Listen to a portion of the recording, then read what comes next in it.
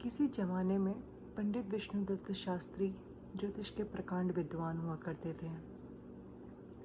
उनकी पहली संतान का जन्म होने वाला था, तो पंडित जी ने दाई से कह रखा था कि जैसे ही बालक का जन्म हो तुम एक नींबू जो है प्रसूति कक्ष से बाहर की तरफ लुढ़का देना। बालक का जन्म हुआ, लेकिन बालक रोया नहीं, तो दाई ने हल्की सी चपत उसके तलवों में दी, पीठ को मला और अंततः बालक रोने लगा। दाई ने नींबू बाहर लुढ़का दिया और बच्चे की नाल आदि काटने में वो व्यस्त हो गई। उधर पंडित जी ने गणना की तो पाया कि कुंडली में तो पितृहंता का योग है, अर्थात उनके ही पुत्र के हाथों उनकी मृत्यु का योग। पंडित जी तो शोक में डूब गए और पुत्र को इस लांछन से बचाने के लिए बिना कुछ बताए घर छोड़कर चले गए। 16 साल बीते। बालक अपने पिता के विषय में पूछता, लेकिन बेचारी पंडिताइन उसके जन्म की घटना के विषय में सब कुछ बताकर चुप हो जाती, क्योंकि उसे इससे ज़्यादा कुछ नहीं पता था। अस्तु पंडित जी का बेटा अपने पिता के चिन्हों पर चलते हुए प्रकांड ज्योतिषोभी बना। उसी बरस राज में वर्षा नहीं हुई।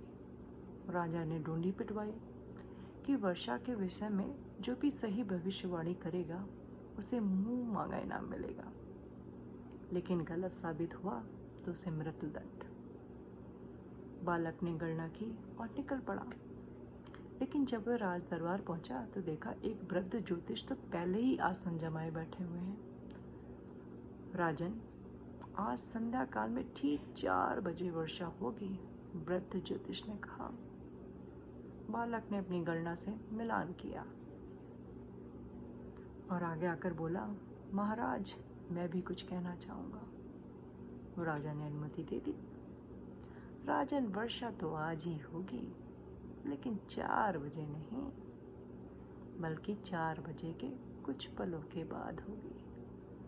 वृद्ध ज्योतिष का मुंह अपमान से लाल हो गया। महाराज, वर्षा के साथ ओले भी गिरेंगे और ओले 50 ग्राम के होंगे। पर बालक ने फिर गणना की।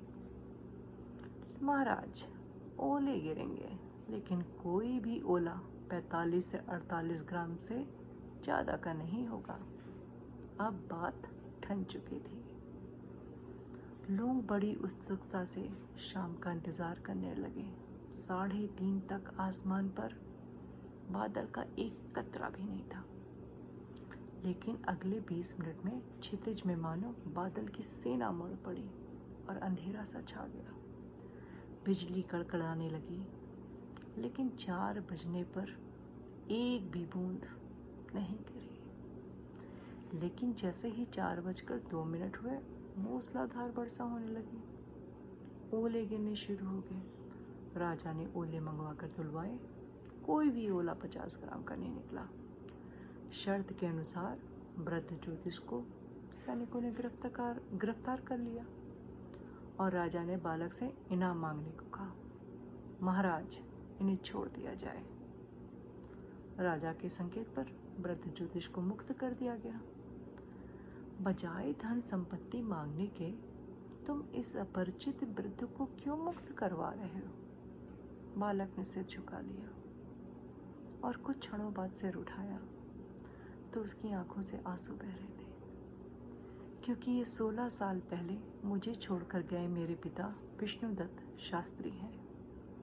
वृद्ध ज्योतिष चौंक पड़ा। दोनों महल के बाहर चुपचाप आए। अंततः पिता का वात्सल्य छलक पड़ा और फपक रोते हुए बालक को उन्होंने गले लगा लिया। आखिर तुझे कैसे पता लगा कि मैं ही तेरा पिता विष्णुदत्त हूँ? क्योंकि आप आज भी गणना तो सही करते हैं, लेकिन कॉमन सेंस का प्रयोग नहीं करते। बालक ने आंसुओं के मध्य मुस्कुराते हुए कहा, वर्षा का योग 4 बजे का ही था, लेकिन वर्षा की बूंदों को पृथ्वी की सतह तक आने में कुछ समय लगेगा कि नहीं? ओले 50 ग्राम के ही बने थे, लेकिन धरती तक आते आते कुछ पिघलेंगे कि नहीं? और दाई माँ को बालक को जन्म लेते ही नींबू थोड़े ही फेंक देगी, उसे भी कुछ समय बालक को संभालने में लगेगा कि नहीं। और उस समय से ग्रह संयोग बदल भी तो सकते हैं, और पितृहंता योग पितृरक्षक योग में भी तो बदल सकता है ना। पंडित जी के समक्ष जीवन भर की त्रुटियां जीवित हो उठी और वह समझ गए कि केवल 2 शब्दों के गुण के अभाव के कारण वे जीवन भर पीड़ित रहते, और वह था कॉमन सेंस।